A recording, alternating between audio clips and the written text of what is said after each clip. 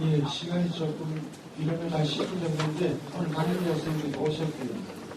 그리고 이미 자서를 다 이렇게 관리하셨기 때문에 이런 시간입니다만 시작을 하도록 하겠습니다. 지난 시간까지는 이제 조선 후기로 넘어가는 유학과 진경문화라는 주제를 가지고 조선 정조 시대까지 적어도 정조 시대에 어떻게 보면 조선 세종에서 시작해서 물론 태조가 있습니다만 조선 역사를 볼 때 세종에서 시작해서 정조에서 뽑히었던 그 유학 혹은 성리학의 혹은 도학의 진행 과정들을 이제 지켜봤습니다만 오늘부터 진행되는 부분은 이제 조선 후기입니다. 또 시기적으로 보면 현재 우리 삶과 가장 직접적으로 맞닿아 있는 시기이기도 하고요. 또 다른 한편으로 보면 그렇기 때문에 지금 조선 후기 이후에 우리 역사가 많은 부분에서 왜곡되거나 혹은 굴절되거나 혹은 또 우리 스스로도 열등의식을 갖게 되는 그런 시민상황까지 낳게 되는 과정들이 이제 진행될 것 같습니다. 그 시작된 지점이 오늘 바로 이 동학과 동학농민전쟁이라고 하는 주제일 것 같은데요. 왜 정조시대까지 그렇게 진경문화라고 할 정도의 사상적인 혹은 정치적인 사회적인 그런 풍성함을 이루었던 그 조선이 특히 그렇게 몰락하게 되는 혹은 전혀 우리가 예상치 못한 방식으로 진행되는지는 물론 동학이라고 하는 이런 혹은 하나의 종교로서 혹은 하나의 사상으로서 일어나기 전에 그 조그만 시기를 한번 들여다봤으면 좋겠는데 그 부분은 아마 오늘 강연을 하시다 보면 앞에서 나올 수 있을 것 같기도 하고요. 어쨌든 오늘은 이제 1860년대라고 하는 19세기 중반 혹은 후반으로 훌쩍 넘어왔습니다. 물론 지난 시간까지 18세기를 들여다봤기 때문에 몇 년 안 되는 시기이기도 합니다만 우리 한국 조선사에서 보면 굉장히 많은 변동과 격동이 있었던 또 시기이기도 하고요. 그래서 오늘 주제를 한번 들여다보면서 또 한편 지금 이 시점에서 근 100년 전에 혹은 150년 전에 그 있었던 일들을 다시 한번 되새기는 것도 중요하지만 우리 시대를 어떻게 다시 살아가야 할 것인가라고 하는 의미 문제를 또 한번 던지는 그런 강연이 있을 것 같습니다. 오셨기 때문에 조금 미리 많은 얘기를 듣기 위해서라도 진행을 하도록 하겠습니다. 강사분 제가 짧게 소개를 해드리겠습니다. 오늘 강연을 해주실 유학 교수님은 서울대학교 인문대학 국사학과를 졸업하셨고요. 동대학원에서 석사학위를 하셨고 연세대학교 대학원 사학과에서 박사학위를 취득하셨습니다. 2004년부터 일제강점화 강제동원 피해 진상규명 대구광역시 실무위원으로 활동하셨고요. 2007년에서 2010년 대통령 직속 친일재산조사위원회 위원을 역임하셨습니다. 현재 계명대학교 사학과 교수로 계시면서 한국학연구원장을 역임하고 계십니다. 그리고 지금 현재 대구사학회 회장도 함께 맡고 계시고 저서로는 동학농민혁명의 지역적 전개와 사회변동, 한국전통사회의 의사소통체계와 마을문화, 인문정신 회복과 한국학의 길찾기 등이 있습니다. 윤곽 교수님을 모시겠습니다. 큰 박수 부탁드립니다.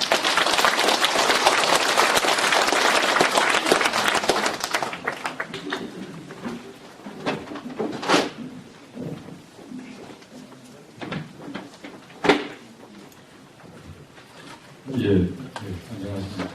방금 소개가 된 계명대사학과의 이윤곽입니다. 이렇게 많은 시민 모시고 말씀드릴 수 있는 이런 기회를 마련해 주셔서 계명대학교 고교 수학원에 감사를 드립니다. 오늘 제가 말씀드릴 내용은 동학과 동학농민전쟁입니다. 대구에 공원이 많습니다. 지금 저들이 있는 여기는 국제보상운동 기념공원인데, 대구에서 제일 오래된 공원이 달성공원입니다. 다들 달성공원은 여러 차례 가보셨겠지만, 이 달성공원에 가면 영남의 선비 정신을 계승한 그런 혼의 동상과 그 기념비가 써 있습니다. 그 중에 오늘 제가 말씀드리는 이 동학을 창조한 수훈 최재우 선생 그 기념 동상이 서 있죠. 달성공원이 있습니다. 그리고 이제 다음 주에 석주 이상용 선생의 그 민족운동에 대해서 지금 안동 독립기념관 관장인 김동 선생이 이제 말씀을 드릴 건데 석주 이상용 선생 그 기념비 또 망산 허위 선생 기념비가 나란히 그 달성공원에 있습니다. 있고 또 대구를 대표하는 민족시인 이상화 선생 12도 달성공원에 있습니다.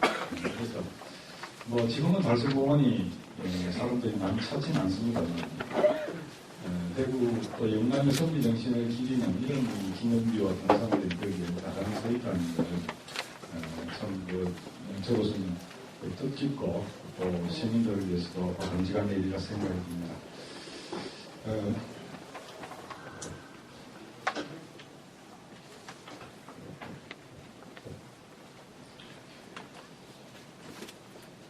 영남하면 조선시대에는 우리가 이 퇴계학이 융성했던 이런 선비의 보장입니다. 그 퇴계학의 그 전통이 이 조선 후기로 오면 그 전에 조선 후기 실학하고 진경문화를 했습니다만 학문이라는 것은 그 시대의 과제를 해결하는 것을 가장 중요한 것을 생각하고 있는데 이 성리학이 한 200년, 300년 이렇게 시간이 지나면서 이 당대의 문제 해결을 위해서는 혁신이 필요하다. 이렇게 해서 시간이 가는 거거든요.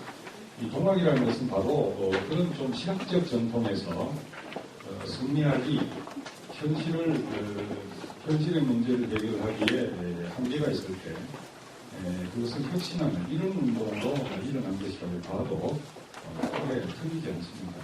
그래서 우리는 이 변화된 환경에서 영남의 선비의 학문 이러한 것들을 어떻게 혁신할 것인가 하는 이런 원인이 문제에서 변화를 발생시켰다 이렇게 말씀을 드릴 수 있겠습니다. 좀 그런 걸 전제로 해서 먼저 보면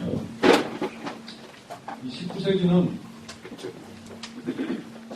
18세기가 그 진경문화를 꽃피웠던 이런 시작의 시대라고 하면 19세기는 흔히들 말하지만 제도정치가 기성을 부렸던 이런 시기입니다. 이 제도정치가 기성을 부린다는 것은 저희 말해서 권력이 고수화돼서 그 시대에 해결해야 될 과제나 문제를 제때 잘 해결하지 못하고 기득권층의 그 철도 지키기에만 급급한 이런 시대에 그렇게 보시면 됩니다. 이럴 때 제일 고통스러운 것이 민중들의 삶입니다. 일반 백성들의 삶입니다. 이렇게 해서 19세기 되면 그 고통을 견디지 못해서 민중 반란이 많이 일어납니다. 그럴 때 제일 먼저 일어난 게 1810년에 평안도에서 홍경래가 중심된 민중 반란이 일어납니다. 그 다음에 이제 그로부터 한 20년 뒤에 서울에서 대규모의 쌀 폭동이 일어납니다.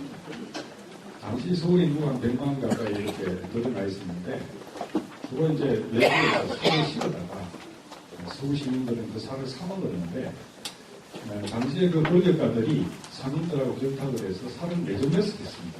그래서 쌀값이 굉장히 뛰었어요. 그러니까 뭐 서울 시민들이 이제 먹고 살 수가 없는 상황이 돼서 그런 매점매수한 상인과 권력가를 대상으로 일종의 봉기를 일으킨 것이 1833년에 서울의 쌀폭동 사고입니다. 그로부터 한 30년 뒤에 전국적으로 농민 반란이 일어납니다. 이게 1862년에 수리해가 이제 민수년입니다. 민수년에 농민 반란이 일어났는데 이 반란이 일어나게 된 가장 중요한 원인은 조세를 거두어들이는 과정에서 부정이 심하고 또 조세가 너무 무거워져서 백성들이 그걸 감당하지 못해서 폭동을 일으킵니다. 그래서 일종의 조세 문제, 조세가 과다하고 조세 징수 과정에서 부정부 투자심에서 위기에 저항해서 전국에서 동시다발적으로 폭동이 일어납니다. 그래서 당시에 72여 개의 금연이었습니다. 오늘 말하자면 72여 개의 지방자치단체에서 동시다발적으로 연쇄적으로 폭동이 일어나는 거예요. 그런데 정부가 이걸 수습할 수 있는 이런 능력이 없었습니다. 그렇게 되면서 그 충격으로 결국은 철종이 성공하게 되고 철종의 회사를 누구 이어끈다 이렇게 이제 하는 와중에서 고종이 이제 왕을 위협받게 되고 고종이 이때 나이가 성년이 되기 전이니까 고종의 아버지 대원군이 소정을 하라 이렇게 이제 대지가 명을 내려서 소위 대원군이 집권하는 10년의 개혁 기간이 있게 됩니다. 그런데 그 대원군의 개혁은 그 기득권층으로부터 맹장 반발을 받게 됩니다. 그리고 한 10년 정도 지나니 고종이 성년이 되니까 이제 기득권 세력이 대원군을 권좌에서 이렇게 밀어내게 되고 이렇게 하면서 이제 그 개혁이 결국은 이루어지지 못합니다. 좀 진행되다가 그냥 중간에 좌절되어 버린 거죠. 이렇게 해서 조선이 완전히 망할 때까지 개혁이 되지 못하고 조선의 멸망이 들어가게 되는데 이런 굉장히 그 민생의 도탄에 빠진 혼란한 시대입니다. 그리고 이제 이 시대에는 동아시아로 보면은 서구의 열강들이 동아시아를 침략했던 시기입니다. 그래서 1840년에 아편전쟁이 일어납니다. 영국이 중국에 아편을 수출해서 거기서 이렇게 은을 많이 이제 가져가게 되는데 그 과정에서 그 아편의 그 수출에 반대해서 그 금지했더니 그걸 부실로 삼아서 영국이 이제 군대를 동원해서 중국을 침략했죠. 그래서 1840년, 1860년 이렇게 두 차례에 걸쳐서 영국이 중국을 침략하게 되고 국정이 점령당하게 되고 이런 사태가 생깁니다. 그래서 일본도 또 미국의 침략을 받아서 강대국해양 당하게 되고 당시로서는 국내에도 굉장히 혼란스럽고 모순이 전혀 해결되지 못하는 상황에서 이제 외세가 침략해서 아주 혼란스러운 상황이 되고 있었어요. 그래서 이때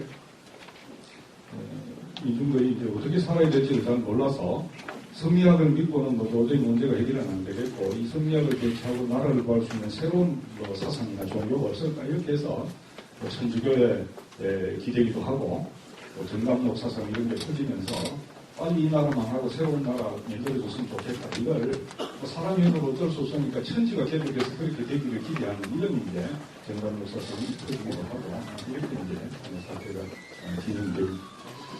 이런 가운데서 이제 통학이 만들어지게 됩니다. 이 통학은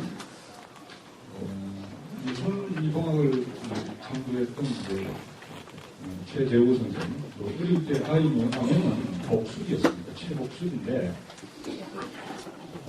이분이 이제 1824년에 인산에서 태어납니다.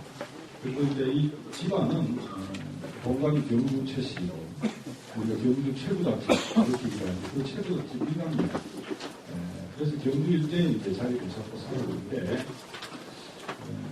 1824년에 이제 울산에서 태어났고 근데 이 최재우 선생의 그 아버님 되시는 분은 최옥이라고 하는 분인데 호가 이제 근암 이분이 당시에 그 성리학이 굉장히 조예가 깊었습니다. 그래서 경주 이번에는 성리학으로 상당히 명성을 얻고 제자도 제법 많았던 이런 분인데 이 아버지 밑에서 어린 시절에 성리학을 배우게 되죠.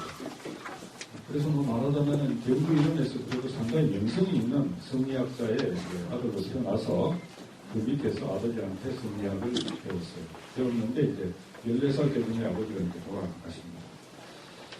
상당히 늦은 나이에 아들을 둬서 14살 때 돌아가셨는데 그 뒤로 이제 3년상을 치르고 집이 가세가 거의만 올라갈 지경이 되었습니다. 그래서 한 10년간 행상을 하면서 전국을 이제 또 돌아다니는데 옛날의 선비들은 어릴 때 제일 먼저 학문을 시작하기 전에 중요하게 여기는 것이 뜻을 세우는 겁니다. 입지라고 해서 우리가 어떤 인생을 살 건가 그걸 참 먼저 고민을 해라. 그런 다음에 공부를 해라. 이렇게 되는 거죠. 그래서 요즘도 10대 같으면 내 인생을 어떻게 세워서 어떤 인생을 살까 이런 거보다 어느 대학에 갈까 이런 것도 고민하지만 이때는 보면은 10대 때 자기 인생을 어떻게 살 건가 이런 문제들을 상당히 진지하게 고민을 합니다. 고민을 하는데 자기가 사는 세상을 보니까 자기 집도 이렇게 가시가 긴 것을 몰라하고 있는데 나라 전체가 이거 완전히 뭐 망하는 쪽으로 가고 있는 거죠. 이렇게 해서는 안 되겠다 해서 나도 살고 나라도 살 수 있는 이런 공부가 없을까 이런 고민을 10대 때부터 하기 시작합니다. 그렇게 해서 한 10년간을 전국을 돌아다니면서 이제 그러니까 이분만 그렇게 생각을 한 게 아니고 당시에 그래도 좀 나라를 걱정하고 자기 인생을 진지하게 고민하는 분들은 다 이런 생각을 하면서 나름대로 이제 길을 찾고 있었거든요. 그래서 이제 그분들을 찾아다니면서 어떻게 하면 이 길이 있을까 이런 이제 문답을 주고받으면서 이제 한 10년간을 돌아다녔는데 그렇게 돌아다니면서 그분들한테 이렇게 뭐 특별하게 희망을 발견하지 못하고 이제 이만큼 다니면서 세상 인심도 살폈고 세상에 걱정하는 것도 봤으니까 내 스스로 한번 이 길을 찾아보리라 이렇게 이제 결심을 하고 10년의 유랑 생활을 끝나고 이제 유산으로 돌아가서 그때부터 본격적인 이제 공부에 돌입을 하게 됩니다. 그래서 1860년 4월 되던 해에 마침내 종교적인 깨달음을 얻게 됩니다. 이 숙내 공부 방법은 기존의 전통적인 성리학적인 방법도 있고 그 다음에 여기 울산에 10년 동안 유랑 생활을 하다가 이제 울산으로 들어왔을 때 그때 그 통도사 부근에서 지금 은양 통도사 부근에서 이제 공부를 하는데 불교 스님을 만나서 불교의 그 스님이 일종의 좀 불교식 공부하는 방법을 수행하기 전합니다. 그래서 그 방법도 도입을 하고 이렇게 해서 나름대로 열심히 공부를 해서 1960년에 종교적인 깨달음의 경지에 이렇게 돼요. 그래서 이제 본인이 이제 그 깨달음이 이게 과연 옳은 것인가 이것을 한 1년간 조용히 검증을 합니다. 내가 이 공부를 통해서 이 깨달음을 얻었는데 이 깨달음이 정말 이 시기에 내 인생도 살고 세상도 살릴 수 있는 길인가 하는 것을 찬찬하게 검증을 하는 1년간의 기간을 거쳤는데 그리고 1년의 그 검증 과정을 거쳐서 1862년부터 61년부터 이제 그 공부를 세상 사람들에게 가르치기 시작합니다. 근데 이제 요는 이런 것입니다. 그 퇴계 선생이 성리학을 우리나라에 이렇게 도입을 해서 오랜만에 이제 성리학이 들어오잖아요. 이 성리학에서는 처음에는 개인의 그 삶을 건강하게 만드는 이런 학문으로 들어왔고, 그 다음에 그게 이제 동시에 개인의 삶이 건강해지자면은 사회가 건강하게 개혁되어야 된다. 이렇게 하면서 사회개혁 사상으로 발전했고, 이게 조선왕조를 건국했다는 거예요. 그래서 조선시대의 관리는 전부 성리학자예요. 주희가 그 사서에 대해서 줄을 달았는데, 그 줄을 거의 외우다시피 하지 않으면 과거 시험을 통과할 수가 없을 정도로 이 성리학의 조예가 깊었는데, 그 성리학자들이 모여가지고 조정에서 한다는 것이 당쟁이나 하고 있단 말이에요. 사화나 이렇게 서로 죽일 뿐이만 하고, 자기 재산 불릴 뿐이만 하고. 그러니까 공부 따로 학문 따로니까 이런 공부는 백날 해봐야 개인에게도 도움이 안 되고 나라를 망칩니다. 돈은 벌고 권리도 잡을 수 있지만 그게 정말 세상에 도움이 되고 인생에 도움이 되는 공부냐. 이런 회의를 가지면서 정말 이 좋은 공부를 어떻게 제대로 하면 이게 나도 살리고 세상도 살릴 수 있는 공부가 될 수 있을까? 이렇게 이제 고민하기 시작하면서 퇴계 공부가 시작이 된 거거든요. 그래서 이분이 이제 찾아낸 게 거경문이라고 하는 공부를 찾아냈습니다. 그래서 이제 어렸을 때는 제가 자세히 설명을 하겠는데,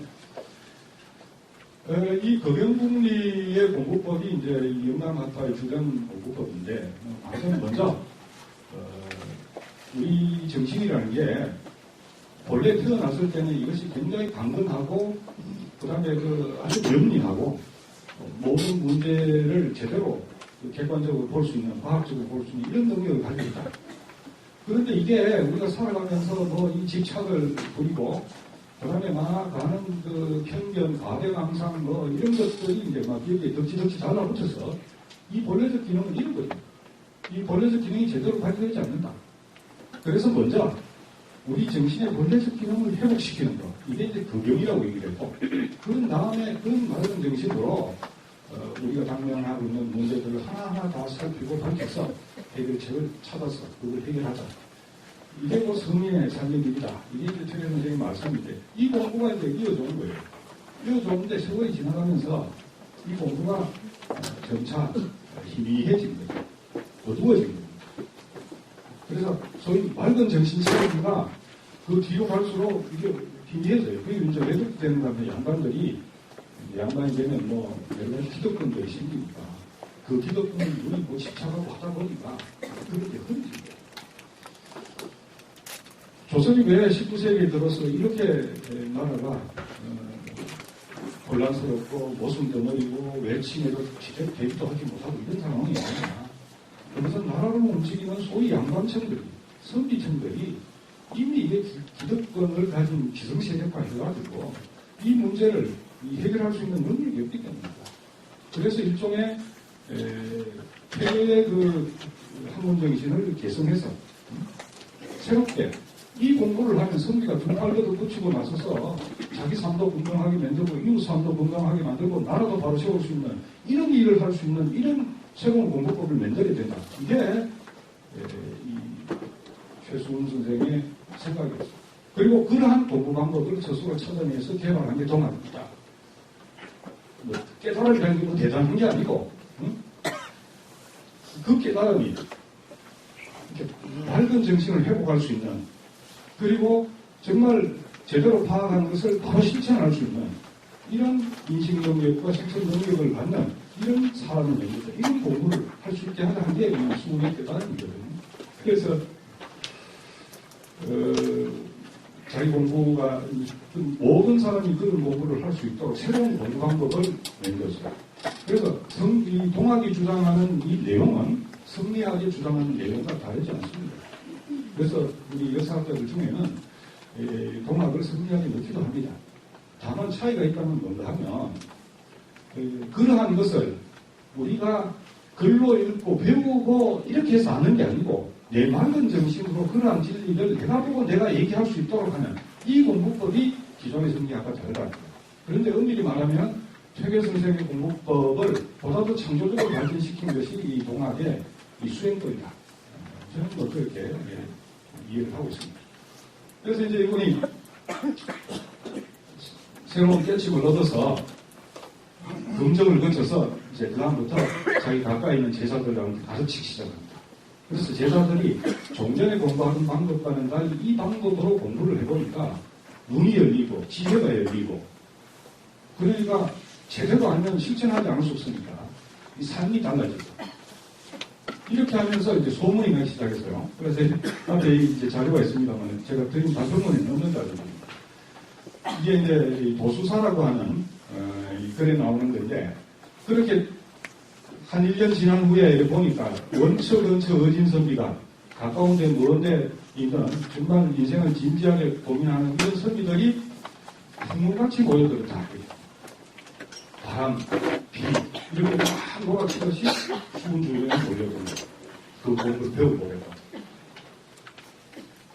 참 이 조선의 선비들이 살아있었죠. 살아있었는데 근데 이때가 참 고약한 때였습니다. 어떤 때인가 하면 요해가 1861년, 62년이거든요. 1862년에 아까 제가 말씀드렸듯이 전국의 70대 군영에서 농민들이 조세 구정에 저항한다면서 폭동을 일으킨 거예요. 바로 그런 해에 이게 뭐 주변에서 막 폭동이 일어나고 있는데 이 수훈 선생이 새로운 공부법을 제자들에게 가르치기 시작하니까 노동하고 모여드니까 사람이 모여들잖아요. 그러니까 반응이 의심하는 거예요. 저게 모여가지고 지금 경주에서 폭동이 일으키는 게 아니냐. 이래서 이제 손 선생이, 야, 이렇게 제자들이 몰려들면, 내 하나 다치는 건 괜찮은데, 내한테 공부 배우겠다고 하면 이 사람들이 다 같이 이게 지금 엮여가지고 폭동 세력으로 처벌을 받을 수 있다. 그래서 이제, 모든 관계를 정리하고 1년 동안 계시는 겁니다. 전라도만. 그 남한에 가 있으니까 이제, 찾아오는 사람도 없고 이렇게 되죠. 그래서 한 1년 정도 지나니까 세상 쪽으로 인심이 안정이 됩니다. 그래서 1년 동안 가 있으면서 이 공부는 어떻게 하는 것인가를 글로 정리합니다. 이제 그게 이제 여기 보면 수덕문, 그 다음에 이제 포덕문, 번학가, 노수사 이런 겁니다. 이 포덕문이라는 것은 이 공부가 어떤 공부인가 하는 것을 이제 알려주고, 그 다음에 이제 이 번학가라는 것은 이 공부는 어떻게 하는 건가 이런 걸 이제 알리는 겁니다. 이제 그런 주로 새로운 공부법에 대한 이런 이제 자기가 깨친 것을 글로 정리해서 다시 1863년에 이제 경주로 오셔가지고 이제 이 글들도 이제 공부하려면 이제 교재가 있어야 되니까 교재를 주고, 그 다음에 이제 자기 밑에 제자들한테 직접 이제 그 공부하는 방법도 가르치고, 이렇게 하면서 있는데, 이번에는 이제, 누가 이제 반발을 하면, 경상도의 양반들이, 유학자들이 이걸 반발하기 시작합니다. 처음에는 뭐 그런 생각이 없었어요. 근데 이 동학은 중요한 특징이 깨치고 보니까 일체 만물이 평등하더라고요. 자기가 그냥 어릴 때 뭐 성리학 배우고 양반으로서 잘 살지는 못했지만, 이럴 때는 양반도 있고, 평민도 있고, 노비도 있고, 이렇게 사회가 그런데 계급도 있고, 신분도 있고, 이런 줄 알았는데, 제대로 공부를 해서 딱 그 세상을 보니까, 일체가 다 평등하다. 그래서, 공부를 해서 깨침에 이르러서 평등을 알면 좋은데, 그런데, 깨치기 전이라도, 평등을 실천하면, 그리고 평등의식을 가지고 세상을 다하면 공부가 빨리 hun명기로 심화한계기로 들어갈 수 있고, 그래서 이제 총선생이 찾아와서 나도 그 동학을 배우고 싶습니다 이렇게 딱 얘기를 하면 그 다음에 입도식을 합니다. 그래, 정식으로 제자로 입문하는 것을 인정한다. 입도식을 하면 그때 어떻게 하는가면 그때부터 평등심을 실천해요. 그래서 남자와 여자가 차별 없이 서로 맞춰를 어린아이와 노인이 차별 없이 맞춰를 노비와 양반이 맞춰를 그래서 적어도 통학을 공부하는 공부하는 무리의 도움이 거기 일체 차별이 없어요. 이게 이제 소문이 난 거예요. 양반으로서는 이건 청천벽력 같은 거예요. 청천벽력을 더없이 존귀한 존재로 이 대접을 받고 있었는데 이게 하나씩 무너지는 거잖아요. 그래서 이 강상의 질서가 무너지면 그죠? 조선이 망한다. 이래서 막 영남의 우리 선비들이 한쪽에서는 이렇게 유학을 계획하는데 정통유학을 구호소하는 선비들이 서원을 중심으로 막 풍문을 띄어가 집단 서명을 합니다. 서명을 해서 조정에 이제 수용 선생을 처벌해야 된다. 이렇게 상소를. 그러니까 이제 영남의 유생들이 막 집단으로 통합을 탄압하고 해서 상소를 올리니까 조정에서도 이제 어쩔 수 없죠. 그래서 이제 체포해서 결국은 1864년에 3월에 사도난정이라는 제목입니다. 그래서 요망한 사상을 퍼뜨려서 국가의 기강을 혼란스럽게 만든다. 이런 제목이에요. 구체적으로는 태평성세의 반란을 꿈꾸면서 태평성세가 절대 아니죠. 그 시절이. 그렇게 기존의 질서 자체를 무너뜨리고 개혁하겠다는 생각으로 암지에서 비밀리에 사람들을 모았다. 이게 이제 처형의 이유입니다. 그렇게 해서 처형돼요. 잠시 이게 이제 경주에 있는 용담정입니다. 청도교 측에서 이거 지금 선생님이 여기서 돌을 깨치고 그다음에 이제 또 제자를 가르쳤던 것이죠. 거기를 성지로 만들어놨는데 지금도 우리가 경주에 가면 이 곳이 있습니다. 동학은 경주에서 창조된 거예요. 그리고 이 영정 사진입니다. 상상해서 그린 그림이죠. 잠시 이제 동화 얘기 했습니다만, 이거는 조금만 더 하면, 이 동화는 처음에 이렇게 창조할 당시의 분위기를 이제 직접 말씀하신 건데, 사람들이 마음이 불안해가지고 굉장히 요동치고 있다. 어디에 의지해야 될지도 모르겠다. 그래서 이때 나타나는 현상들이 보면 난리가 일어나서 그곳에 피해가면은 화를 입지 않는다. 이게 소위 십성지지예요. 이걸 찾아서 너도나도 경상도에서 십성지지로 유명한 데는 풍기입니다. 소백산 밑에. 풍기 쪽이나 아니면 뭐 지리산 청학동 이런 쪽으로 사람들이 막 찾아가고 이럴 때예요. 그리고 이때 사람들이 두려워했던 것은 국내에서 뭐 권력자들도 부정부패 이런 것도 두려웠지만은 서양 세력이 침략해 들어온다는 거예요. 이 서양 세력 침략은 뭘 보이는 건 임진왜란이 보입니다. 임진왜란 때 이놈들이 여기 쳐들어와가지고 막 양민들을 무주하게 죽였거든요. 그래서 뭐 기무덤 같은 거죠. 콩무덤, 기무덤 이런 게 있잖아요. 그러니까 서양 세력이 침략해 들어오면 우리를 완전히 뭐 몰살시킬 거다. 이런 공포가 굉장했습니다. 그래서 그럼 서양이 어떻게 해서 저렇게 세력이 강하나? 중국도 이겼다더라. 이제 그 얘기가 사람들이 서양이 천주교를 믿어가지고 천주교의 힘이 서양의 힘이다. 그리고 우리도 천주교를 믿어야 되겠다. 이런 소문이 나도는 거죠. 그리고 이 천주교는 일단 믿었다 하면 잡혀가가지고 이제 목숨을 잃는 이런 시대니까 밑장이 이게 두렵고, 밑장이 겁나고, 그래서 불안으로 요동을 치던 이런 시기예요.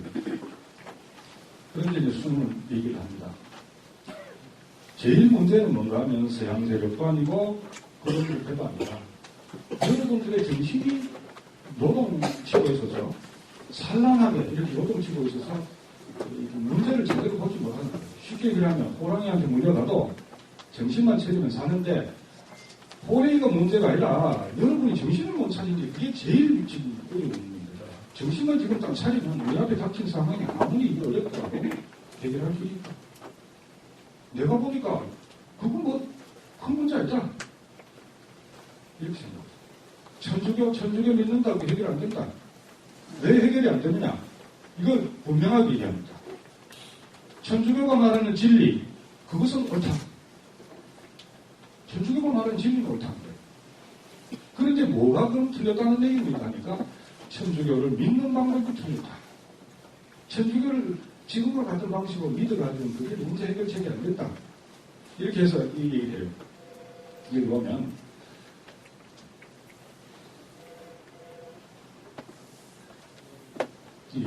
운수도 같고 도도 같다. 이게 천주교와 동학이 운수도 같고 도도 같다는 거예요. 이 세상을 설명하는, 우주를 설명하는 이치는 똑같다는 거예요. 다만 뭐가 다르냐? 이치가 다르다. 이렇게 얘기를 하는데 이치라는 게 뭐냐면 다른 뭐 천주교에서 우리가 정말 하나님의 자녀가 되기 위해서 기도도 하고 뭐 이렇게 믿기도 하잖아요. 그런데 과연 그렇게 기도하고 믿는 방법을 통해서 우리 인간이 하나님의 자녀를 바뀔 수 있느냐? 동학은 내가 가르치는 방법대로 하면 그렇게 될 수 있다는 거예요.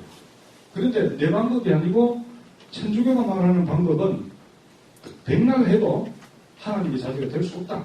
이게 수의 판단입니다. 그래서 보니까 다만 지 스스로 지 자신을 위한 이런 개창만 빌고 기도라는 게 내 잘 되게 해주세요. 이것만 빌더라는 거야. 그러니까 이게 하나님의 자제가 되는 삶의 변화가 일어나지 않는다. 이게 숙의 지적입니다. 그래서 그 돈은 허무에 가깝고 자기가 목적으로 하는 것과 그것을 위해서 노력하는 것이 이게 완전히 괴리가 되기 때문에 그 목적이 허무가 되거든요. 그리고 그런 식의 기도는, 그런 식의 신앙은 천주를 위하는 것이 아니다. 너희들이 천주 부르지만은 그 천주를 위하는 것이 아니다. 하나님은 그런 식으로 기도하라고 가르치지 않아. 이게 이제 수문의 얘기예요. 그러면 어떻게 해야 됩니까? 동학은 이 방법이죠. 우리의 돈은 무의이해하는 것이다. 무의이해하는 것은 자연의 수명에, 우주의 수명에 그대로 같이 하는 삶을 쫓는 거다. 이렇게 얘기하고 그 방법은 먼저 그 마음을 지키고 그 기운을 바르게 하며 그렇게 해서 천성에 따르는 거다. 이렇게 합니다. 마음을 지킨다. 이 말은 최재 선생님 얘기를 하면서 제가 얘기를 할게요. 인간의 본래의 정신은 이것은 굉장히 맑고 총명하고 연민하고 무엇이든지 다 이치를 해명해낼 수 있는 이런 능력이 있고 강건한 이게 혼탁해졌기 때문에 우리의 집착으로 인해서 번뇌망상으로 인해서 편견으로 인해서 이것을 본래의 기능을 회복합니다. 이것이 수기심이라고 했어요. 마음을 지킨다 했습니다. 원래 우리가 가지고 있는 그 우주의 마음을 회복하고 지키고 그 다음에 그 마음이 시키는 대로 그 마음이 인식하는 대로 자기의 생활을 바꾸는 것. 이게 이제 정기입니다. 수심 정기. 바꾸고 그렇게 하면서 우리가 하늘의 성품, 우주의 성품을 따라 사는 것. 이렇게 하면 그 속에서 우주와 합치하는 이런 삶, 그렇게 자신과 세상을 변화시킬 수 있는 길을 찾을 수 있다. 그럼 어떻게 하면 이제 핵심은 이 수기심이거든요. 그 마음을 지키는 거예요. 그 마음을 지키면 기운을 발휘할 수 있고 천성이 따를 수 있고 그렇게 하면서 화가 적나오면 되는데 이 방법으로 수군이 제시한 것이 시천주 조화정 영세불망 만사지라고 하는 13자 주문을 되풀이해서 직업정성으로 집중해서 외우는 방법이다. 이렇게 얘기했어요. 그런데 여기 시천주 조화정 영세불망 만사지라는 말은 이 말은 오묘한 뭐가 있는 게 아니고 내 속에 본래 그 우주 정신을 잘 받으려고 애를 쓰고 그렇게 하면 내가 하는 일들이 천지자연이 조화와 합치하게 될 것이다. 이걸 우리가 영세토록 잊지 않는다면 세상 어떤 문제도 다 알 수 있고 해결할 수 있다. 이 내용입니다. 그래서 학자들 중에는 시천주 조화정 영세불망 만사지가 주기도문의 하늘의 뜻이 땅에서도 이루어지게 하소서 하는 이 내용과 같은 내용이다. 이렇게 풀이하는 사람도 있습니다. 그래서 여하튼 이 말을 계속해서 되풀이에 집중하면서 여기 집중하면 순수하게 집중하다 보면 이 정신의 원래적인 능력이 회복되는 것을 느낄 수 있다.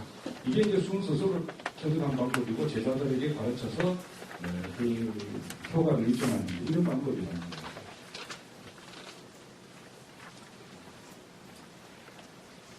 이렇게 해서 제자들 가르쳐 보니까 제자들 중에서도 정말 이 총명이 열리는 지혜가 열리는 것을 순스스로도 목격했고 제자들 가운데서도 그걸 체험하는 사람들이 나오기 시작합니다. 이제 그러면서 이게 많은 속도로 이제 퍼져나갔는데 이제 여기서 우리 하나 같이 얘기할 때는 이 동학은 그래서 깨친 눈으로 보니까 모든 우주 만물이 평등하다. 평등하다. 또 모든 우주 만물을 평등심으로 대할 때 나의 지혜가 더 빨리 열리다. 이렇게 얘기합니다. 그 다음에 이제 그러면 동학에는 성인도 없고 분자도 없고 소인도 없습니까? 이렇게 물으니까 있다. 그 평등하다는 거하고 있다는 그 구별에 있다는 건 뭡니까? 그러니까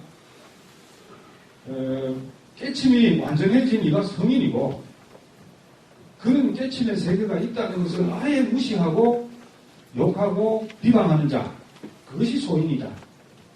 그런 깨침의 세계가 있다는 것을 알고 입문해서 열심히 자기의 본성을 회복하기 위해서 노력하는 사람이 군자다. 그래서 인간은 무조건 평등, 원론적으로는 그렇지만 사회적으로 평등한 것은 일단 군자에 들었을 때, 그럼 군자는 어떻게 했을 때입니까? 내가 동학을 진심으로 이 방법에 따라서 공부를 하겠다고 맹세하고 입문하는 그 순간에 군자가 된다. 그러니까 내 혈통이 양반이라서 군자가 되는 게 아니고 혈통과는 무관하게 이 방법으로 나의 삶을 바꾸겠다. 이렇게 결심하는 그 순간에 그래서 입도식이 있습니다. 입도식을 치르면 그 순간부터는 군자가 되고 남녀노소 관상차별이 없어집니다. 그리고 이제 이 동학은 이 조직화를 어떻게 하는가 하면요. 스승과 제자 이런 식으로 조직화를 합니다. 그래서 이걸 끝까지 지켜야 돼요. 내가 이제 동학을 전수받아서 내가 사람을 이렇게 동학을 전파를 하잖아요. 그럼 이게 어느 지역에 살든 이게 적이 됩니다. 그리고 이게 많으면 여기서 다시 또 나눠서 이렇게 돼요. 그래서 지역 조직이 아니고 그런 전파 관계를 중심으로 조직이 되는데 그 연비 관계를 해요. 연비 관계를 중심. 그래서 항상 이 동학의 조직은 기본적으로는 수행 조직이에요. 공부하는 모임입니다. 공부하는 조직으로 만들어져요. 정치 조직이나 뭐 이런 조직이 아니고요. 수행 조직으로 만들어지고 그 다음에 이제 이렇게 되니까 동학이 또 탄압을 받는 상황이기 때문에 이 사람들끼리 이제 같이 모여서 이렇게 이제 되게 생활을 많이 합니다. 그래서 이런 생활을 하게 되면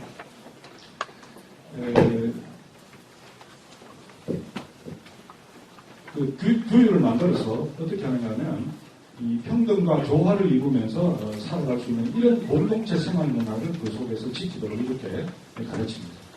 그래서 이제 제일 핵심은 재산이 많고 학식이 넉넉하고 공부를 많이 했고 이런 사람들이 그렇지 못한 사람들과 나누어서 같이 공부도 하고 어려움도 이겨나가고 하는 것이죠.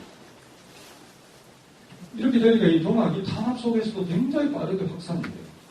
민중들의 입장에서는 보면 누구를 믿고 쫓는 게 아니라 자기 눈이 밝아져서 세상 어려움들을 해결해 나갈 수 있는 이런 안목이 생기는 것이고 그 다음에 이제 동학은 일상생활에서 청결을 굉장히 강조했습니다. 청결. 왜 청결을 강조했는가 하면 당시에 의료시설이 변전찮은데 전염병 이런 것들이 전부 많이 생깁니다. 그걸 예방할 수 있는 가장 좋은 방법이 청결이에요. 그래서 생활을 항상 청결하게 할 것. 이걸 강조했어요. 그래서 동학에 가면 병이 안 난다더라. 이런 소문이 있고. 그 다음에 이제 유무상자를 했기 때문에 뭐 굶어 죽는 사람, 뭐 이런 사람이 없어요. 그래서 동학에 들어가면 사람 대접받고 안정적으로 생활할 수 있고 병으로부터도 건강해진다 하니까 이게 입에 입소문을 타고 양반들은 그걸 전혀 못 해주고 있으니까 국가가 전혀 못 해주고 있으니까 이게 빠르게 이제 확산되어 나갑니다.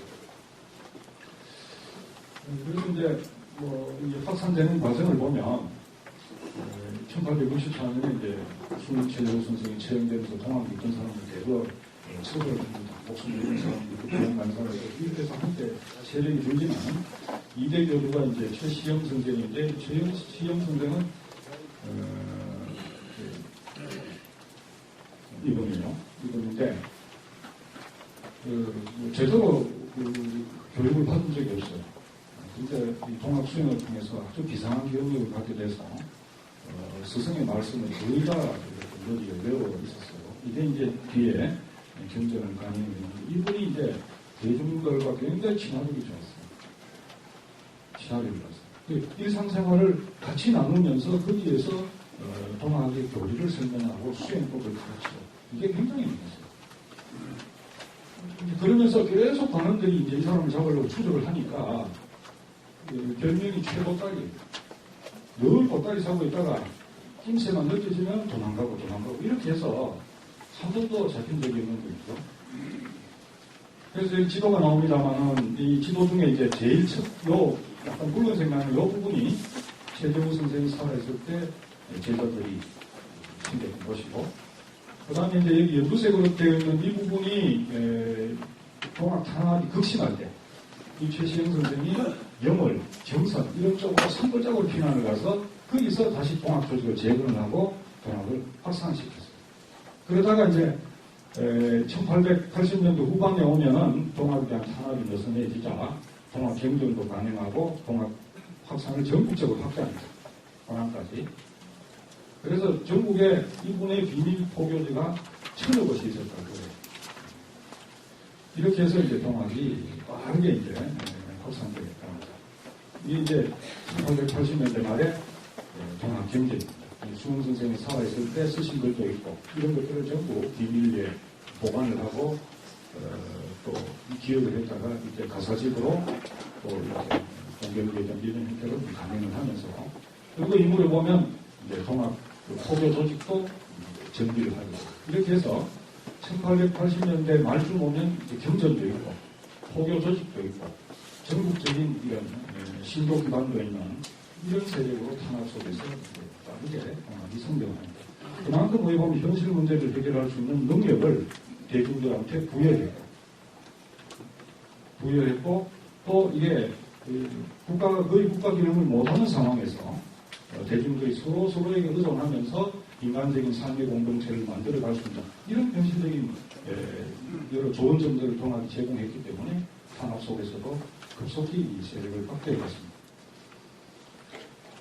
이렇게 되니까 이제 도처에서 탄압에도 불구하고 통합교조들이 막 발견되는 거예요. 그러니까 이제 정부 관리들이 아무래도 백성들한테 좀 부정할 방법이 없을까 이걸 눈에 불을 켜고 찾고 있는 판에 불법화되어 있는 동학을 믿는 사람들이 나오니까 옳다구나 저놈들 잡아서 족치면 아주 돈을 모을 수 있고 이렇게 해서 동학에 대한 탄압이 확신되죠. 이렇게 되니까 전에는 일방적으로 탄압받으면 숨기 바빴는데 이게 이제 하나의 세력으로 딱 형성이 되니까 우리가 이렇게 당할 수 없다. 우리 스승이 우리한테 가르치고 우리가 스스로 공부해서 깨달은 세계가 이게 성리학과 뭐가 다릅니까? 이게 세상 건강하게 만들고 사람 윤리 도덕적으로 만들고 외침으로부터 나를 지키자는 건데 이게 왜 불법으로 탄압을 받아야 된다. 이러면서 이분들이 이제 교도신원 운동을 벌입니다. 조작이 있었던 자꾸 운동하는 교도신원 운동이라는 게 일어났는데 이것은 교조라는 것은 동학을 창동한 최재우 선생님. 이 최재우 선생이 사도난정이라고 하는 억울한 제목으로 처형됐다. 공부하는 법이 성리학과 다를 뿐이지 이루고자 하는 세계가 같은데 공부하는 법이 다르다고 이걸 사상법으로 몰아서 처형했다는 게 이게 말이 되냐. 그리고 그 공부를 따르는 사람들을 전부 국가의 영적으로 몰아가는 게 도대체 말이 되느냐 말이야. 이런 내국자를. 그래서 이 교조의 억울함을 풀자. 말하자면 동학을 합법화하자는 운동이 이 교조신앙입니다. 그래서 이게 1892년에 시작이 되는데 그때 요구사항이 이게 세 가지예요. 동학당을 사도로 칭하지 마라. 이단으로 몰아서 탄압하지 마라. 이게 첫 번째고 두 번째는 동학을 이단으로 몰아서 탄압하는데 그 구실이 뭔가 하면 동학은 천추하게 면종이다 이거예요. 동학은 그 상제를 얘기했거든요. 상제. 천주교가 우리 처음 들어와서 하나님이 상제로 번역했잖아요. 그러니까 같은 상제를 얘기하는데 같은 상제는 아닌데 물론 그게 우주의 이치다, 세계의 이치다 이건 같죠. 천주학이나. 그래서 앞에도 보면 도경대전에도 운수도 같고 도도 같은데 왔는데 그런데 분명히 천주교와 동학이 다른 것은 뭔가 하면 천주교에는 이것이 정말 하나님의 자녀가 되기 위한 이런 공부법이 수훈이 보기에는 없다는 거고 또 서구 열강들이 천주교를 앞세워서 앞자리를 내세워서 지금 동아시아를 침략하고 있다. 이것이 바로 뭘 말하는가? 지금 서양이 믿고 있는 천주교라는 것이 본래의 천주교의 정신과 목적과는 배치되는 짓이다. 언제 하나님이 약자를 침략해서 약탈하고 짓밟으라고 가르치냐? 약자를 짓밟고 약탈하면서 그것을 하나님의 뜻이라고 우기는 이게 잘못된 거다. 그래서 지금 선교사 상인이 들어와 있지만은 우리 동학은 그런 천주교하고는 아무 관계가 없다. 그리고 그런 침략 세력을 내쫓는 그리고 나라를 지키고 백성을 지키는 종교다. 세 번째는 지금 말이지 지방 관리들이 백성 살릴 생각을 안 하고 그냥 백성들한테 토색질하기 바쁜데 그걸 동학을 이용해서 토색질을 합니다. 이걸 중단시켜라. 이런 얘기예요. 그래서 우리는 천주교가 아니다. 우리는 이 조선의 이 건전한 사상을 그대로 개성하는 이런 종교다.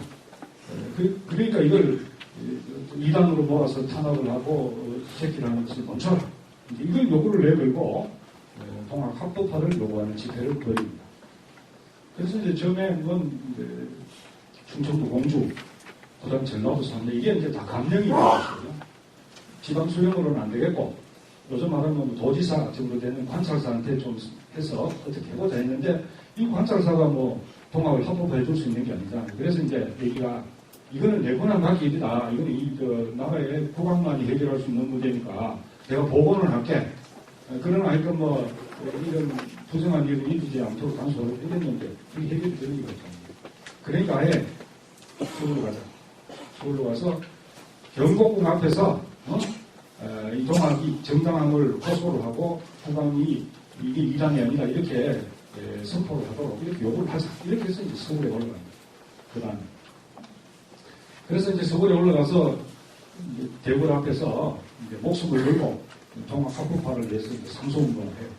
하는데, 그때 또 하게 되는 게, 여기 보면은 외국 선교사 상인, 이건 다 침략 세력이니까 거기 가서 이제 방을 붙이고, 언제까지 우리나라를 떠나지 않으면 우리가 실력 행사를 하겠다.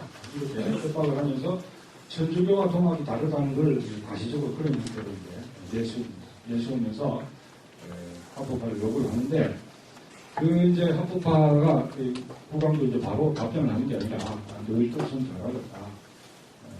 고향에 내려가서 열심히 생업에 종사하고 있으면 좋은 결과가 있을 거니까 돌아가라.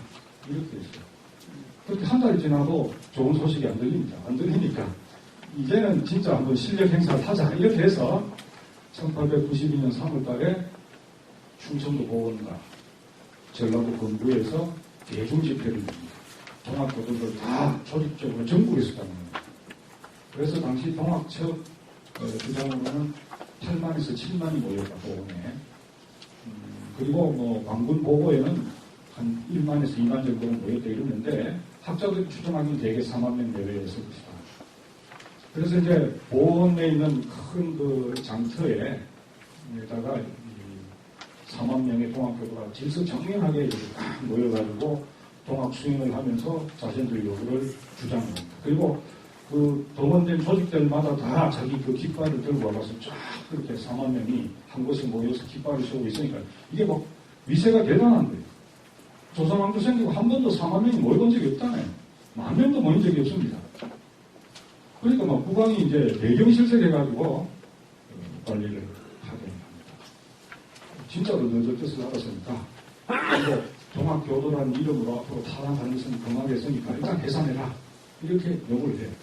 그래서 이제 그때 이분들이 이제 내세웠던 게 이제 척외양창이라고 이걸도 강하게 배웠습니다. 그래서 서양 오랑캐들, 일본 오랑캐들 이걸 우리가 물리치고 나라를 지키겠다. 이런 것을 분명히 하죠. 그런데 이것은 조정도 놀랐을 뿐만 아니라 여기에 참여했던 통합교도들도 깜짝 놀랐습니다. 자기들이 이렇게 위력적인 세력인 줄을 스스로도 모르고 있습니다. 그런데 4만 명이 모였고 전라도에서는 10,000명이 모였는데 이 10,000명 이거면 왕조개혁도 가능하겠다는 이런 생각을 이제 이분들이 이렇게 모여서 이제 하게 된 거예요.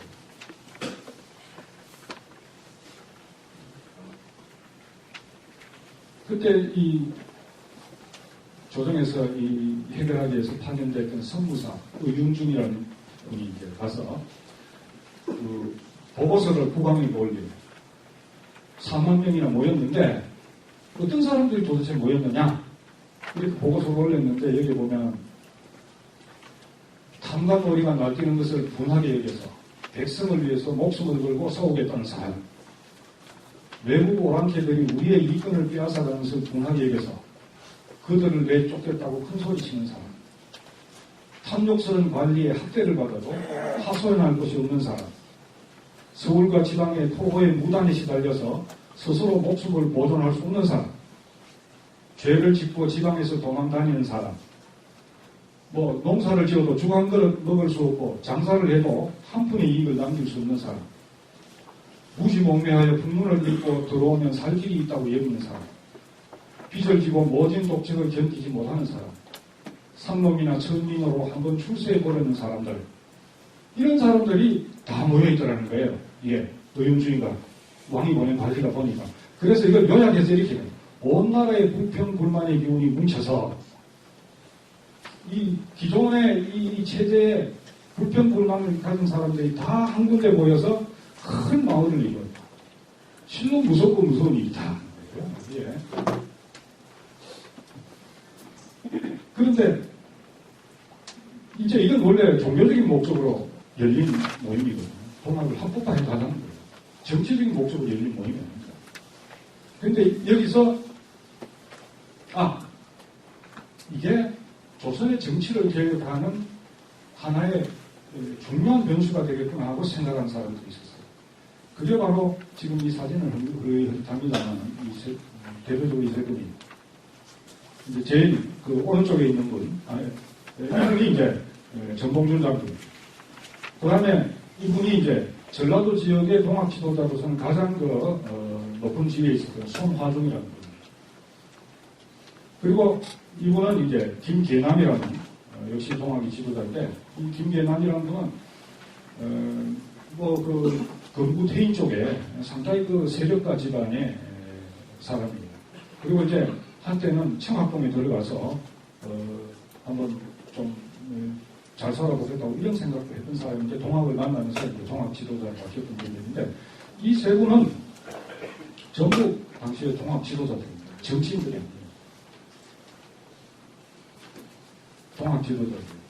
그리고 보원에서 교도신원 집회가 열릴 때 전라도 본부에서 따로 집회를 열었는데 그 집회를 이끌었던 전라도의 동학 농민들을 한 곳에 모아서 교도신원 집회를 이끌었던 이 동학 지도자들. 그래서 이분들이 동학을 통한 정치 계획을 생각하고 왜 그렇게 생각을 하게 됐나 하면 바로 이제 이 고분일란으로 넘어가는 부분인데요. 전라도 지역은 우리나라의 곡창지대입니다. 곡창지대고 당시의 부는 농업으로부터 나왔어요.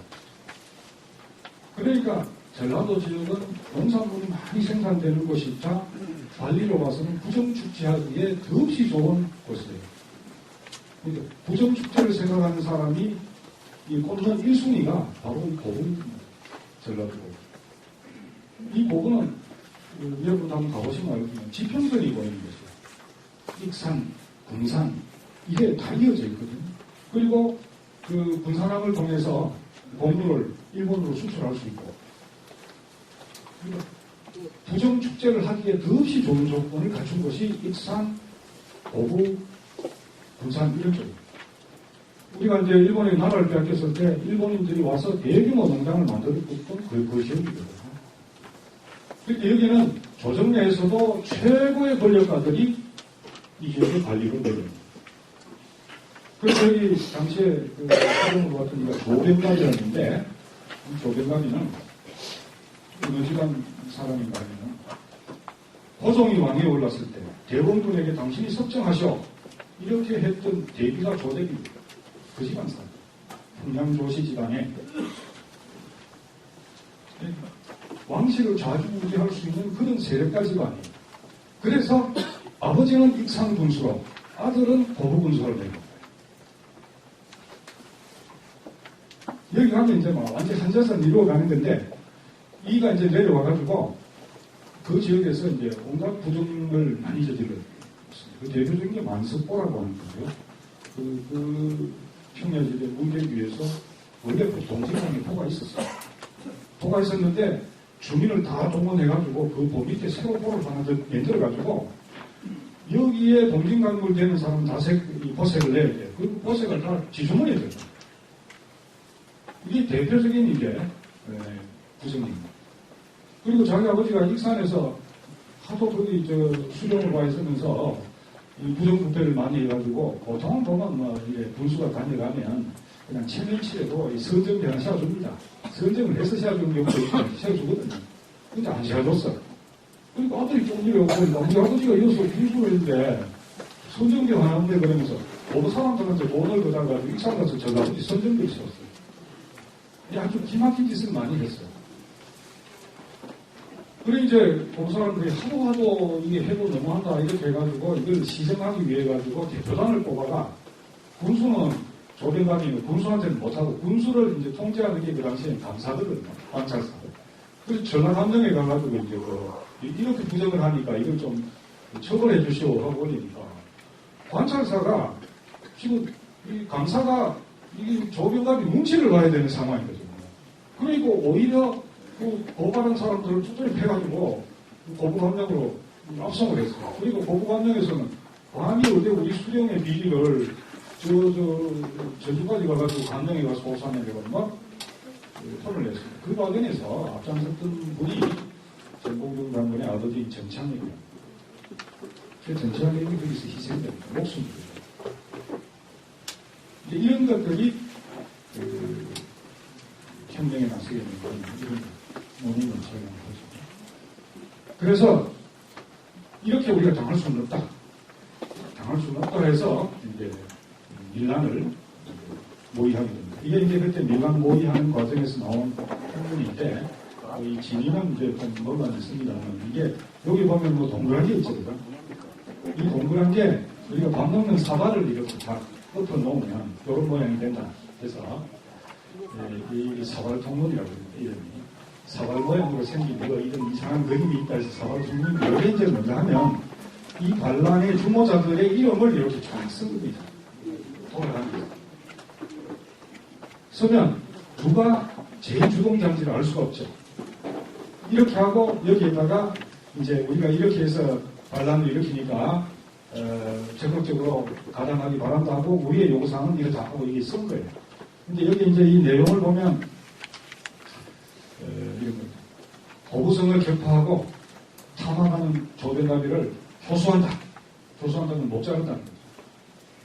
그 다음에 군기창과 하역부를 점령을 해서 무장을 해가지고 군수에게 빌붙어서 인민을 침략한 탐관머리를 전부 처벌한 다음에 전주감령을 하고 함락을 하고 서울로 곧바로 향한다. 이제 한 군현에서 부정부패를 바로잡겠다는 밀란이 아니고 조정의 부패한 관리들을 일소하겠다고 하는 이런 목적을 가지고 처음부터 이 반란을 일으킵니다. 그런데 이제 조병갑이가 이렇게 부정부패를 하면서 늘 민심의 동향을 살필 수밖에 없잖아요. 그래서 살펴보니까 이 분위기가 심상치 않다는 거예요. 이 반란이 일어나면 이게 고국 관아에 있는 이 병들들은 수습됩니다. 이러니까 이제 급히 조정에 이제 연락을 보내서 나를 요 인근에 있는 다른 국으로 정보 발령시켜주세요. 이렇게 됩니다. 그래서 막 항상 이 반란이 준비되고 있는데 조병갑이가 그 옆에 분으로 군수가 발령을 해서 정보를 받아요. 딴 사람이 군수를. 그래 이제 이게 뭐 반란이 이제 무산될 수밖에 없죠. 무산될 수밖에 없고, 그래서 이제 한 달 정도 시간이 지나니까 이제 민심이 쭉 이렇게 가라앉는 거예요. 그러니까 다시 드디어 이제 사태가 진정이 됐구나 하고 조병갑이가 다시 고부군수로 발령을 받아가 차고 그래요. 이 기가 막힌 사태잖아요. 그러니까 온다는 소식이 이제 쫙 퍼지자 일전에 이제 그 반란을 주모했던 사람들이 다시 모여서 바로 반란을 일으킵니다. 그게 이제 고부 밀란의 시작입니다.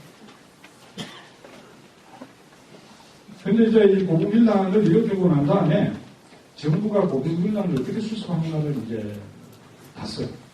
이 정말 개혁 의지가 있으면 이런 방식으로 개혁을 할 텐데 하고 보니까 이 밀란을 수습하는 방식이 철저히 조병갑을 감사하면서 반란을 일으킨 사람들을 처벌하는 방식으로 밀란을 수습합니다. 이래서는 이런 방식으로는 안 된다. 해서 전라도의 동학 지도자들이 다 모입니다. 반란을 일으킨 지 한 달 만에 다 모여서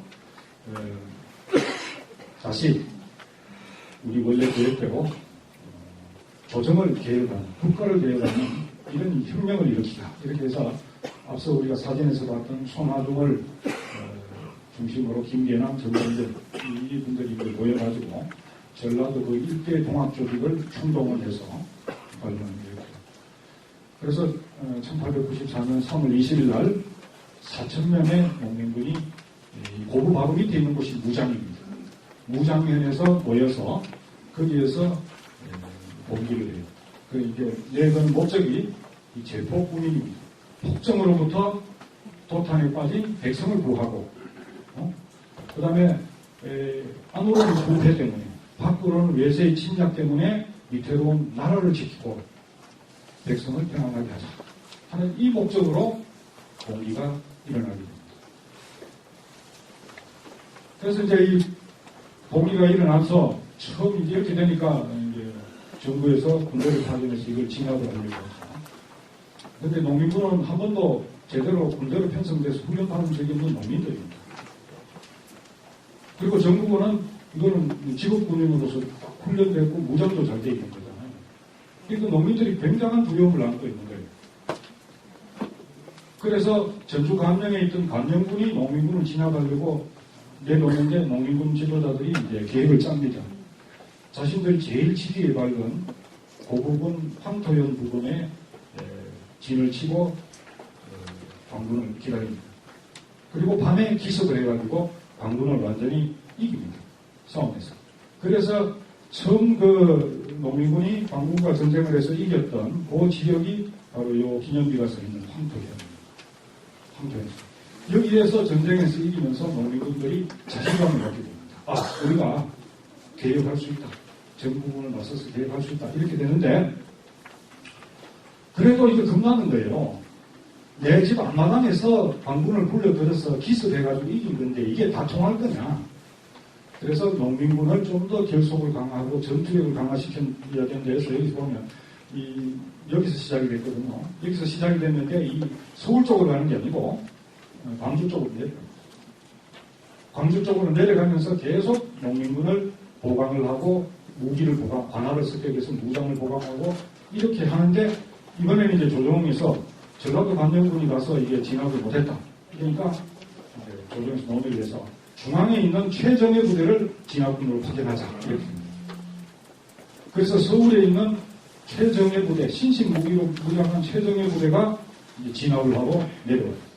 그래서 이 광주 바로 밑에 장성이라는 데서 장성 광명촌이라는 마을에서 전투가 붙어요.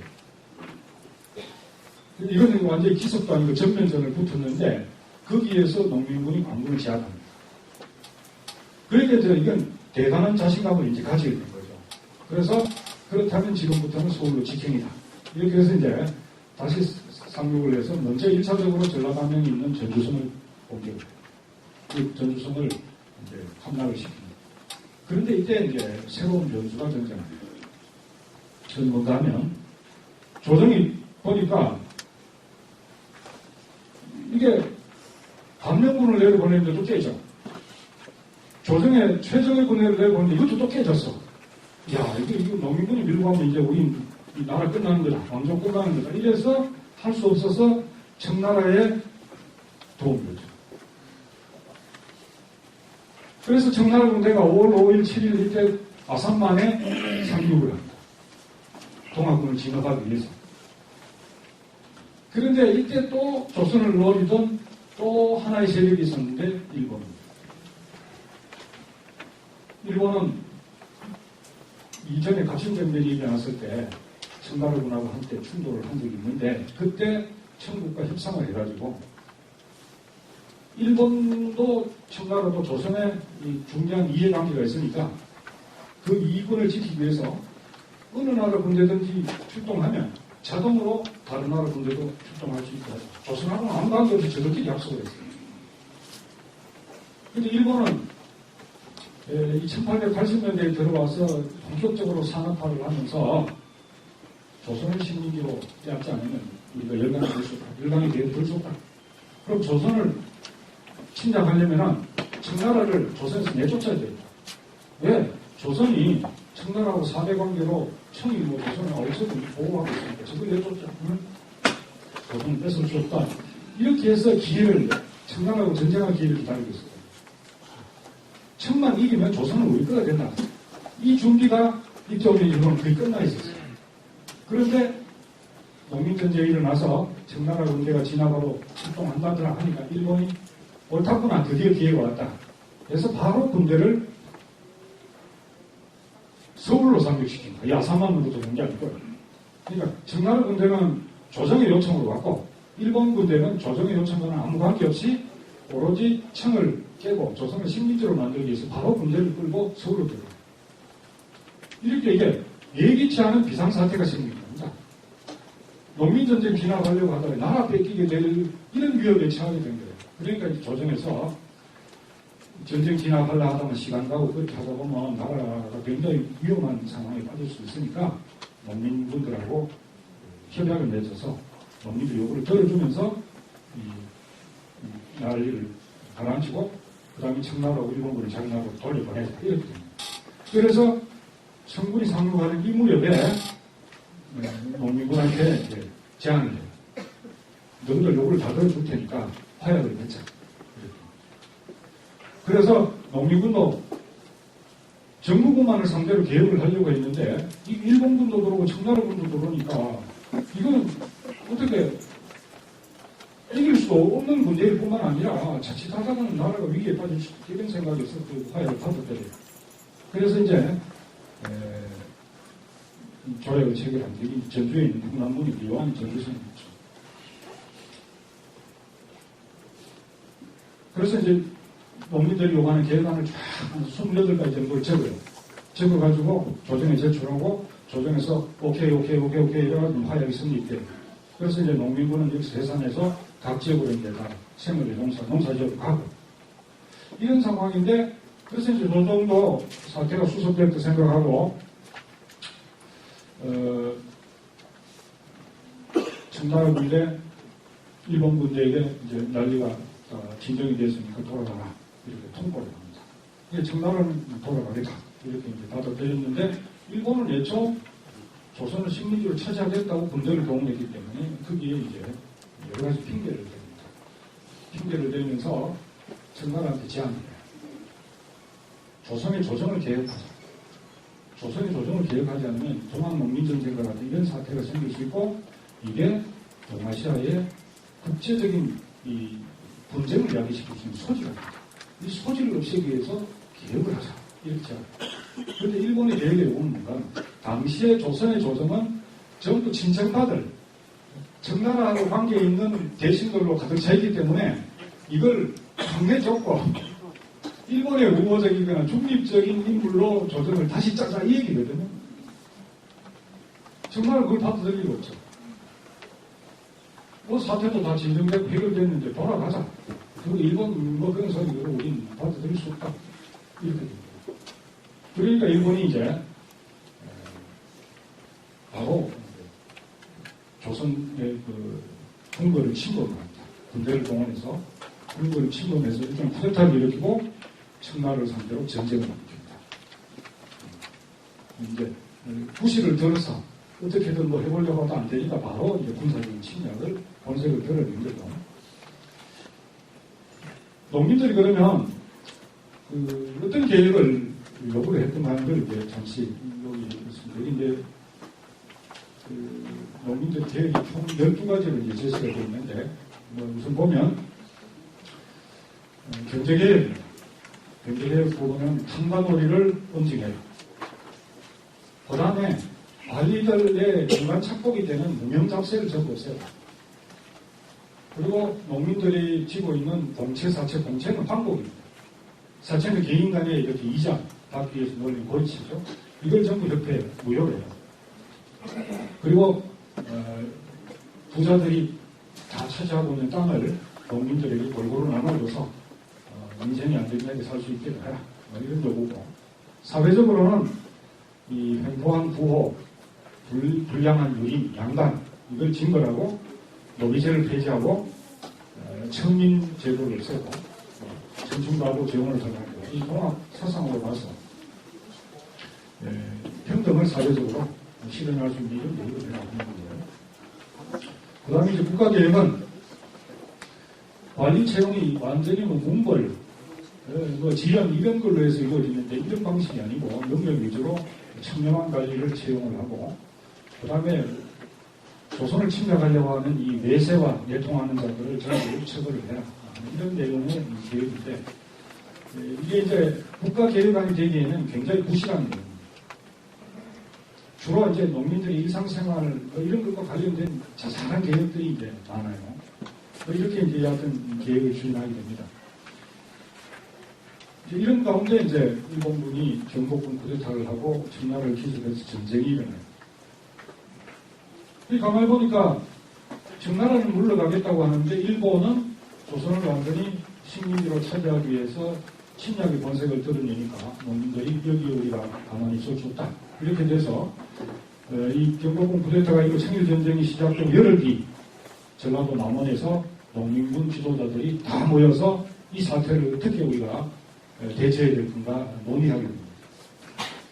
그래서 우리가 실력으로 일본군에 맞서서 일본군을 물리칠 수밖에 없다. 1차는 부정부패를 계획하기 위해서 공격을 했지만 2차는 일본군을 몰아내기 위해서 우리가 다시 공격을 일으키자. 이렇게 결정을 합니다.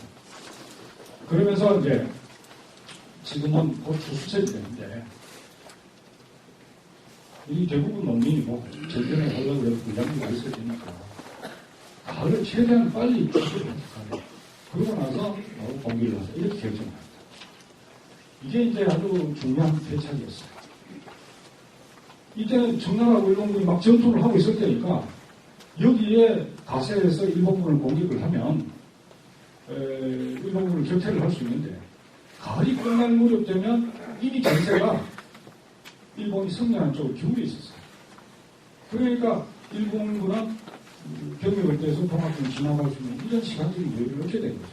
그렇지만 농민분들 입장에서는 눈앞에 뭐 농사가 펼쳐지고 있고 이 농사가 실종이 되면 우리 가족이 1년 동안 굶고 죽게 돼 있고 전쟁을 하러 가려고 해도 뭐 식량도 없고 하니까 할 수 없이 이제 이렇게 결정을 할 수밖에 없었거든요.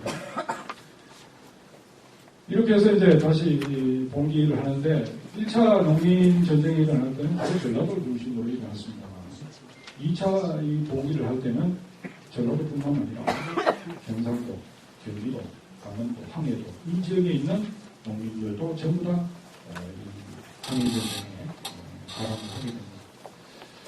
그리고 이제 전라감사를 맡고 있던 김학진은 농민군이 그렇게 봉기를 하면 정부가 세금으로 그던 이 양복을 불량비로 제공하겠다. 이렇게 울량단을 자청하고 해서 이제 전쟁이 시작이 됩니다. 그래서 이제 이 10월 하순에 일본군과 농민군이 이제 전쟁을 전개해서 전쟁을 벌이게 되는데, 이 전쟁터가 충청도 공주. 이 공주는 굉장히 중요한 보충지예요. 공주만 넘어서면 서울까지 북상하는데 그걸 효과적으로 저지할 수 있는 이런 곳이 없어요. 그래서 공주를 못 넘게 하려고 여기에 이제 일본군이 진을 치게 되는데, 이때 일본군의 그 전투 병력 규모는 뭐 한 관군하고 다 합쳐서 4,000명이 채 안 됐어요. 4,000명이 채 안 됐고, 이 전투에 집결될 동학농민군은 한 10만 명이 넘어가는데요. 그래서 이제 당시 기록입니다. 공주 우금치에서 전쟁이 벌어졌는데, 이 전봉용 장군이 나중에 체포돼서 신문을 받을 때 이제 그 기록입니다. 10,000명이 1차 우금치 전투에 투입이 돼서 2번 이렇게 접전을 치렀는데 7,000명이 죽었더래요. 3,000명이 남았어요. 그래서 이 3,000명을 전쟁을 전개해서 다시 2차례 일본군하고 전투를 벌였는데 살아남은 자로 500명밖에 안 돼요. 그러니까 이 우금치 전투에서 9,500명이 그냥 몰살을 합니다. 왜 그렇게 됐느냐? 일본군은 이때 신식 무기를 완전히 갖추고 있었어요. 조선인들은 사냥할 때 쓰는 화성총, 죽창, 뭐 이렇게 자체 제작한 무기 이런 거예요. 그래도 이쪽은 화성총이 있고 저쪽은 또 총이 있으니 이게 전쟁이 되지 않겠나 하는데 총을 쏘면 상대를 사상할 수 있는 이 사정거리 이게 월등히 짧았어요. 조선 화성총. 그러니까 조선인들은 아무리 뭐 소리를 지르고 총을 쏘도 총알이 일본군한테는 가지도 않는 거예요. 그런데 일본군이 총알을 와서 그냥 농민군은 화살당하는 이런 상황입니다. 그래서 공주 앞으로 흐르는 이 건강이 완전히 핏물로 농민군들이 그 피로 강물이 완전 벌거지 됐어요. 이게 수십 리를 흘러 내려가서 그 피가 보이지 않게 됐는데 그 마을이 피끝 마을, 아직도 그 피끝 마을이 있습니다. 그러니까 의기는 좋은데 이게 일본군을 이길 수가 없어요. 이제 그렇게 되면서 이때부터 일본군의 진압작전이 이제 시작이 됩니다. 진압작전이 시작되는데 일본군은 이제 뭘 두려워했던가 하면 이 동학농민군이 일본군한테 쫓겨서 러시아로 도망갈까 이걸 제일 두려워했습니다. 왜냐하면 러시아로 도망가서 러시아에 도움을 요청하면 러시아가 옳다구나 좋다 하고 전쟁 계획을 해서 일본군을 몰아내고 조선을 자신들의 식민지로 만들기 위해서 그래서 박노선을 어떻게 했냐면 철저히 러시아 쪽으로 가지 못하게 전라도 쪽으로 몰아서 거기서 몰살하는 걸로 해요. 이렇게 작전 계획을 쓰고 이게 다 기록에 남아 있습니다. 그리고 동학농민군은 앞으로 향후 그 일본이 조선을 식민지로 만드는데 저항 세력이 될 수 있기 때문에 동학군은 물론이고 그 가족까지도 최대한 학살하라. 이게 일본군의 작전 명령입니다.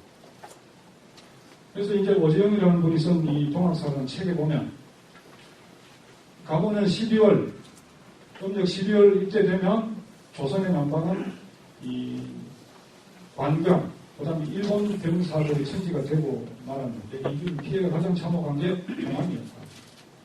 그래서 전후 피해자를 추정해보면 30만 내지 40만 명이 일본군에게 학살을 당했다.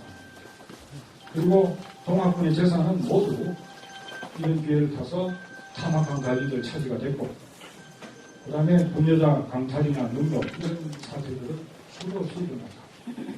이렇게 이제 기록을 하고 있습니다. 이 사진은 이제 결국은 전쟁에서 패하고 동학 지도부들 해산에서 숨었는데 정봉준 장군은 인실에 있는 동학 교도집에 숨었어요. 숨었는데 이제 형상적인 굉장히 높게 걸리니까 배신을 한 거죠. 밀고를 해서 체포돼서 압송되는 이런 장면입니다. 그 다음에 이게 이제 지금 공주에 가면 이 우금치 고개에 이 동학 기념탑이 씌워져 있어요. 그런데 농민군이 저 우금치를 넘어오지를 못했어요.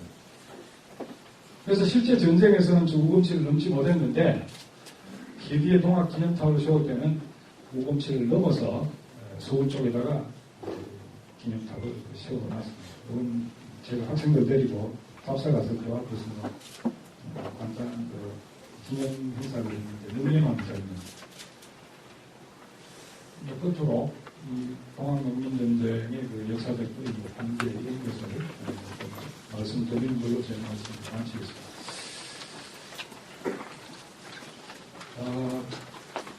우리 뭐 역사상에 밀란이 많이 일어났습니다. 밀란이 많이 일어났는데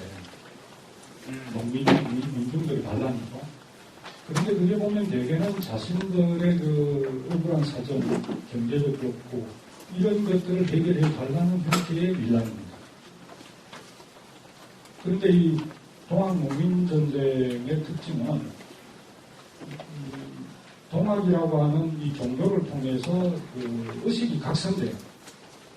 이런 민중들이 단순히 나한테 문제가 되고 피해보고 하는 이런 것들만을 기억하는 걸 넘어서서 국가를 전면적으로 쇄신하겠다고 일으킨 최초의 일종의 민중혁명입니다. 그리고 민중들이 자발적으로 나서서 우리를 식민지로 만들겠다고 하는 이런 일본에 맞서서 목소리를 들고 투쟁을 벌였던 이런 것입니다. 우리가 이제 대한민국 헌법 1조가 대한민국 민주공화국이다 이렇게 되어 있죠. 민주공화국입니다. 국민이 바로 주인이 되는, 국민이 주권자가 되는 이런 나라라는 거죠. 그러면 국민이 내가 정말 나라의 주인이다. 이 나라는 내가 만들고 내가 지킨다. 이런 의식이 명확하지 않으면 민주공화국이 될 수가 없잖아요. 아무나 그렇게 봐 안 하고. 그런 면에서는 양반들이 만든 양반이 주인인 나라에 그냥 우리가 백성으로 산다는 게 아니라 이제 우리 자각된 우리가 평등사상을 바탕으로 새로운 나라를 만들고 그 나라에 우리가 살고 그 나라를 침략하는 세력들을 우리 힘으로 격퇴한다고 하는 이런 의식에 의해서 전개된 근대민주운동, 근대화운동. 그런 면에서 이전에 일어났던 민중반란과는 일단 차원이 다르다는 것입니다. 이게 말하자면 우리 근대 민족주의의 시작이 바로 동학에서부터 시작됩니다. 먼저 백성을 주인되게 만들고 자기 삶에 자기 산 세상 나라의 주인되게 만들고 그 주인이 주인 행세를 하면서 나라를 짓고 나라를 기획하는 이런 운동으로서 최초로 일어난 것이 동학운동입니다. 그런데 동학은 처음부터 국가계획을 목표로 정치운동을 시작된 운동이 아니에요. 최재우라고 하는 한 선비에 의해서 어떻게 하면 내 삶을 건강하게 하고 내가 사는 이 세상을 건강하게 하고 내 이웃을 행복하게 만드는 것이다 하는 이 고민에서 출발한 하나의 종교운동이고 학문이고 사상운동이었는데 그렇게 사람들의 의식을 각성시켜 놓으니까 이게 하나의 정치운동으로 발전했다는 거죠. 그래서 이제 하나의 예로 지금 대한민국은 그 헌법 전문에 보면 대한민국 임시정부를 법적으로 개선하게 되어 있어요. 그런데 우리가 대한민국 임시정부 하면 뭐 많은 민족지사들이 있지만 반면에 우리는 김구 선생은 또 있잖아요. 백범 김구 선생. 그런데 백범 김구 선생은 바로 이 동학 지도자로부터 시작한 민족운동가예요. 이때 백범 선생 나이가 한 19세 정도였는데 주변에 옆에 동학을 가르치는 아무개 선생이 와있다 하는 소문을 듣고 자기 발로 찾아갑니다. 이때 이제 신부는 평민이. 그러니까 끝머리 총각이 신분도 낮은 이런 평민이 찾아왔는데도 그 동학 지도자가 아주 정중하게 대우를 해주고 묻는 말에 아주 자세하게 설명을 해주고 거기에 이제 감동을 받아서 그 뒤로 바로 아버지를 찾아가서 내가 동학 입도를 해주겠습니다. 왜 그러냐. 동학을 통해서만 진정으로 평등 세상을 만들 수 있습니다. 이렇게 해서 동학을 들어갑니다. 그래서 동학이 입도하고 난 뒤에 적극적으로 동학을 전파하고 다녔어요. 그러면 이제 거기에 그 사람들이 전부 이제 하나의 적을 만들게 되는데 그래서 총각 접주라 가게 했어요. 그래서 총각이라 하지 않고 애기 접주라.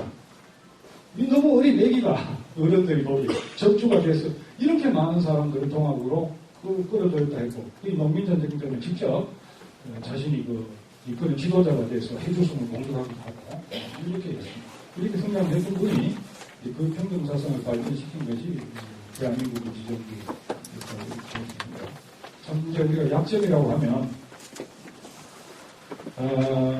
일종의 이게 국가개혁운동이면 국가개혁에 합당한 치밀한 준비가 필요합니다. 그런데 동학은 일종의 종교적 각성운동으로 시작했지 이게 정치운동으로 비약한 것은 1893년 이후예요. 그러니까 국가개혁을 할 만한 실질적인 준비 없이 열정으로만 국가개혁운동에 뛰어들었던 거죠. 그리고 당시는 외세가 침략해서 틈만 나고 기회만 나면 공격을 해서 식민지로 만들려고 하는 상황인데 이게 그런 상황들에 대한 정확한 인식이 없었던 거예요. 우리가 만약 이런 사태를 일으킬 때 이게 국제적으로 어떻게 이용당할 수 있는가 거기에 대해서 그럼 어떻게 대비를 해야 되겠는가 이런 아무런 생각이 없었다는 거예요. 그리고 우리를 침략할 수 있는 일본이나 혹은 뭐 또 다른 외세가 얼마나 많은 이 무장력을 가지고 있고 힘을 가지고 있는지에 대한 정확한 파악도 없고 이렇게 이루어진 거죠. 그래서 너무 급작스럽게 정치운동으로 전환되면서 이게 당초 자신들이 목표했던 개혁도 이룰 수 없었고 오히려 일본 제국주의가 침략하는데 하나의 계기로 이용되는 이런 또 한계도 가졌다 하는 점을 할 수 있습니다. 그래서 그 후에 학자들도 동학이 가지고 있는 이런 지향성이라든가 혁명성은 높게 평가하면서도 이것이 정말 유의미한 역사적 운동이 되기 위해서는 그 시대 상황에 아주 잘 적합해야 되고 그걸 잘 대처하면서 자신들의 목적을 이루어가야 되는데 그런 면에서 준비가 부실했다는 거 이것을 한계로 네, 제 말씀을 드려서 마치겠습니다.